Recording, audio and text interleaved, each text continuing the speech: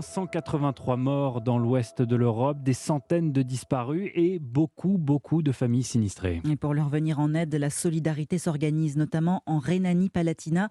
C'est la région la plus touchée par les inondations. À elle seule, elle compte 110 victimes sur les 156 que pleure l'Allemagne.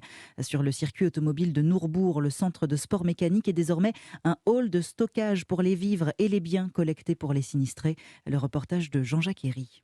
Une fois franchi la porte des 4 immenses halls dévolus à la collecte, le regard est tapé par les montagnes de sacs poubelles bleus, hautes de plusieurs mètres. À l'intérieur, des tonnes et des tonnes de vêtements que plusieurs centaines de bénévoles comme Hélène trient sur des tables montées à la va-vite. Je sélectionne ce qui est destiné aux enfants et puis je fais des cartons que quelqu'un d'autre vient chercher. Mais je crois que le problème, c'est qu'on ne peut pas les transporter dans des gros véhicules vers les zones inondées.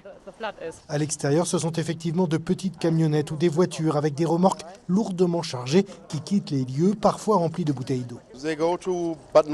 Elles partent pour Bad Neuenahr. On y va comme ça et on demande aux gens s'ils en ont besoin.